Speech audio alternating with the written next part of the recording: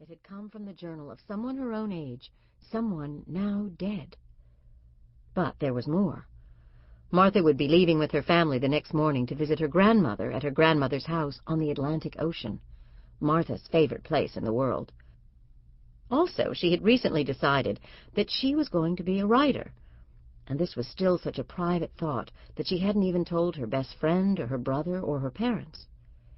And what, she wondered, had she ever done or said to Olive Barstow that would compel her to write that Martha was the nicest person in my whole entire class? Most eerie. She would never know the answer. Minutes earlier she had been packing her bags for vacation, feeling completely happy, and now she felt different, altered. The longer Martha mulled over the coincidences, the more startling they became.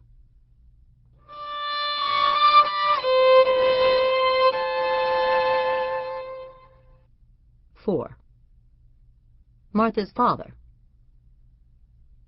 "Who was at the door?" asked Dennis Boyle, Martha's father. "You look like you've seen a ghost." "Oh, no one," Martha replied, shrugging. "Just someone for me. Nothing, really." She folded the paper and hid it in her palm. "Really? Nothing? No one?" "Well, that surely clears things up," said her father. He tipped his head and half smiled. His expression was hard for Martha to interpret. She read it as, "I love you, but I don't understand you." "Listen," her father continued, "I need your help. Lucy's still napping, and I have to go to the store to get a few new things, toys, books, whatever, to keep her occupied on the airplane tomorrow. I need you to watch her when she wakes up." "Sure," said Martha. "Your mother should be home soon, and Vince is at Robbie's house. If anyone asks about dinner, tell them I said it's a carry-out night. Too much to do before we leave for Godby's." He was holding a laundry basket heaped high with all sorts of things: clothes, newspapers, a rubber ball, dirty dishes, CDs, bottles of sunscreen, Lucy's plastic sandals. "This basket represents my life," he said in a slightly numbed tone, placing the basket solidly on the coffee table. "I'll be back." And he was gone. The summer seemed to be taking its toll on Martha's father. Whenever possible, he found an excuse to escape from the house by himself. He admitted that he was looking forward to the end of summer and the beginning of school. Martha and her older brother Vince would be away most of the day, of course, and Lucy would be going to nursery school 3 mornings a week. It was the middle of August. After Martha and her family returned from their vacation, there would be just 1 week for her father to get through before he'd have more time alone. Dennis Boyle had quit his job as a lawyer when Lucy was born, and had been taking care of her full-time for the past 2.5 years. He also had been trying to write a novel during this time, although no one in the family had read a word. Periodically, and with growing frequency, his face was darkened by thought. "The novel," he'd say. "I'm thinking about my novel." Martha hadn't told anyone about her decision to be a writer yet, mostly because she didn't want her father to think she was copying him. But she had given herself a deadline. She would tell him before they came back from Godby's. 5. Lucy. In her bedroom, leaning into the wall, Martha started punching the buttons on the telephone automatically. She was calling her best friend Holly to tell her about Olive Barstow's mother and the journal page, but stopped before the last digit and switched the phone off. She wasn't ready. After slipping the folded journal page into one of the side-zippered compartments of her backpack, Martha walked to Lucy's room. She tried to be as quiet as possible. Lucy was such a light sleeper that stepping on a creaky floorboard or speaking in a normal voice near her could easily rouse her. "I breathe too loudly and she wakes up," their father had often complained. "Other people's kids sleep through train wrecks." From the doorframe, Martha peeked at her sister. Lucy slept on a queen-size mattress on the floor that took up most of the room. The window shade was pulled, the room shadowy. It was almost like a game or puzzle to find Lucy. She was curled up against a pillow and nearly hidden by 5 other pillows, her quilt, a sheet, and dozens of stuffed animals and dolls. One doll in particular was Lucy's match in size and hair color. More than once in a similar situation, in bed, in the dark, Martha had, for an instant, confused the two. Martha couldn't shake Olive Barstow from her thoughts. She felt a stab of loneliness, the source of which she couldn't name.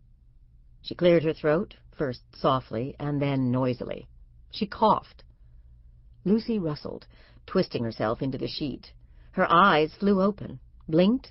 Like a fish surfacing, she seemed to be quickly making her way through layers, from sleep to wakefulness. "Lucy-Poo," Martha sang. "Oh, Lucy-Poo." Martha lay down beside her baby sister and nibbled at her soft pink ear. Lucy's head popped up. "I wake up," she chirped. "You did, and I'm glad," said Martha, twirling and twirling a strand of her sister's curly red hair. "You are the most beautiful baby in the world." "I, too," Lucy said emphatically. With a bounce, she rose to her feet, holding both hands, 10 fingers splayed. "2." "Almost 3," said Martha. "And how old am I?" "2." "No, I'm 12. Say 12. 'Telf," Lucy replied, cocking her head and beaming. "I need to change your diaper," Martha said, scooping up her sister and squeezing her. "And then I'll take you for a ride in your stroller." "2," said Lucy. 6. The corner of Knickerbocker and Monroe. Because she had a purpose, Martha walked briskly, pushing Lucy's stroller through the neighborhood. The sun was hidden by clouds, then in full view, then blocked by trees or a house, then in full view again, so that it felt to Martha as if she were passing through a series of rooms, each room lit differently.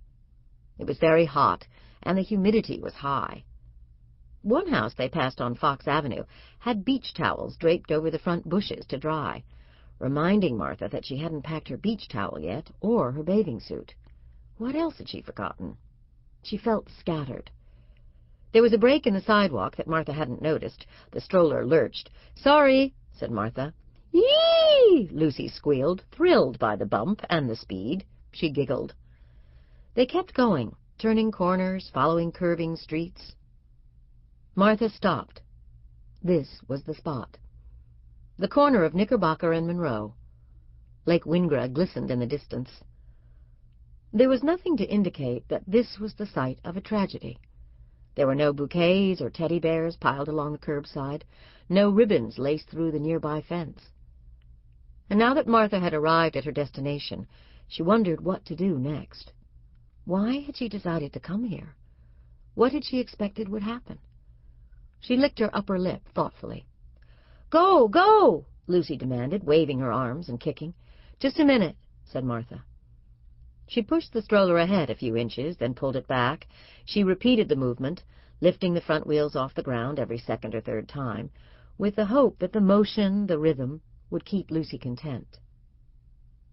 Martha watched the cars coming from both directions on Monroe Street, her eyes flicking back and forth. She tried to imagine what it would feel like to be hit by a car. Keeping one hand on the stroller at all times, Martha turned it away from the traffic and placed her left foot in the street. A mail truck sounded its horn as it thundered past, and Martha could feel its power. The force blew her hair away from her face. She winced. Even her toes tightened. Lucy started to fuss, crowning her little diatribe with a piercing noise, her injured bird cry, as their father referred to it. "Okay," said Martha, "we'll go." And then a thought occurred to her. Attached to the back of the stroller was a canvas pouch that held small toys and snacks for Lucy. At the bottom of the pouch, among the trinkets, crayons, and cracker crumbs, Martha searched for a piece of sidewalk chalk. Found one, blue. Quickly she stepped back and wrote the word "Olive" on the top of the curb in broad capital letters. Then, instinctively, she unhooked the bracelet from her wrist and coiled it inside the letter O. Martha had made the bracelet herself. The colors of the beads changed from yellow to orange to red to purple to blue to green and back to yellow, like a rainbow. "Go!" Lucy yelled. "Go!" "All right," said Martha. "Calm down." "Where we go?" asked Lucy as they headed back up Knickerbocker Street. "We go home," said Martha, unaware that she sounded just like her 2-year-old sister, and unaware that, even as she steered the stroller, she